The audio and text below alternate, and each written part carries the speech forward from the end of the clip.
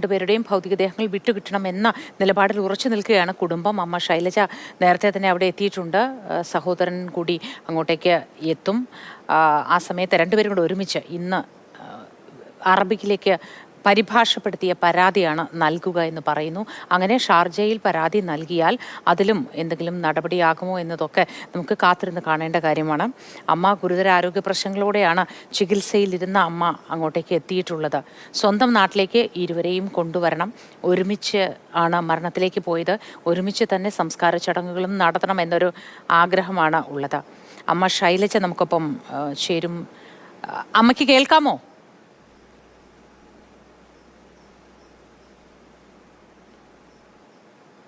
ശ്രീമതി ശൈലജ കേൾക്കാമെന്ന് കരുതുന്നു. അമ്മ ശൈലജ കൂടി നമുക്കൊപ്പം ചേരുമെന്ന് തന്നെ വിചാരിക്കുകയാണ്. ശൈലജ കേൾക്കാമെന്ന് കരുതുന്നു. അമ്മ പറയൂ, എന്താണ് ഇന്ന് നൽകാൻ പോകുന്ന പരാതിയിൽ എന്തായിരിക്കും ഉള്ളടക്കമുള്ളത്? അത് അറബിക്കിലേക്ക് പരിഭാഷപ്പെടുത്തിയല്ലേ നൽകുന്നത്? വിശദവിവരങ്ങൾ അതുമായി ബന്ധപ്പെട്ടത് ഒന്ന് പറയാമോ? ഇന്ന് നമ്മൾ കൊടുക്കാൻ പോകുന്ന പരാതിയിൽ നമുക്ക് അമ്മയുടെയും കുഞ്ഞിന്റെയും ബോഡി വിട്ടു തരണം, പിന്നെ മരണത്തിലേക്ക് നയിച്ച കാരണങ്ങൾ പരിഗണിച്ച് നിതേഷിനെതിരെ ഇവിടെ നിന്നുള്ള നിയമസഹായം ലഭിക്കണമെന്ന് പോലീസിന് പരാതിപ്പെടാനാണ് പോകുന്നത്. ശരി. അപ്പോൾ ഈ തുടർ നടപടികളിൽ നിതീഷിനെതിരെ ഒരു എന്തെങ്കിലും നിയമപരമായി അവിടെ ഷാർജ കോടതി പോലീസ് ഒക്കെ നടപടികൾ സ്വീകരിക്കും എന്നൊരു വിശ്വാസമുണ്ടോ നമുക്ക്? അങ്ങനെ നിയമപരമായി നീങ്ങാൻ കഴിയുമോ? അത് നമുക്കിപ്പോ പറയാൻ പറ്റില്ല. ഇവിടത്തെ നിയമത്തെ മാനിച്ചുകൊണ്ട് നമുക്കിപ്പോ പറയാൻ പറ്റുള്ളൂ.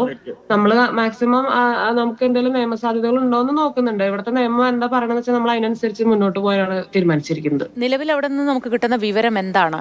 ഭൗതികദേഹങ്ങൾ നാട്ടിലേക്ക് കൊണ്ടുവരുന്നതുമായി ബന്ധപ്പെട്ട് അവരെന്താണ് പറയുന്നത് അധികൃതർ? അതിന് ഒന്നും തീരുമാനം അറിഞ്ഞിട്ടില്ല. ഇന്ന് എന്തെങ്കിലും ഇടപെടലുകൾ ഉണ്ടായി നമുക്ക് ഒരു അനുകൂലമായ വിവരം ലഭിക്കുന്ന പ്രതീക്ഷയിലാണ് നമ്മൾ. അമ്മയ്ക്ക് എന്താണ് പറയാനുള്ളത്? ഹലോ, അമ്മയ്ക്ക് കേൾക്കാമെന്ന് കരുതുന്നു. അമ്മ പറഞ്ഞോളൂ. ഹലോ, അമ്മയ്ക്ക് കേൾക്കാമെന്ന് കരുതുന്നു. അമ്മയ്ക്ക് എന്താണ് ഈ ഘട്ടത്തിൽ പങ്കുവയ്ക്കാനുള്ളത്? എനിക്ക് എന്റെ മോളെയും കുഞ്ഞിനെയും നാട്ടിൽ കൊണ്ടുവന്ന് സംസ്കരിക്കാനുള്ള എല്ലാ നടപടികളും ഉണ്ടാവണമെന്നുള്ളതേ ഉള്ളൂ എനിക്ക് പറയാന്. ഈ പരാതിയിൽ ഇന്ന് നൽകുന്ന പരാതിയിൽ എന്തൊക്കെയാണ് ഉൾപ്പെടുത്തുന്നത്?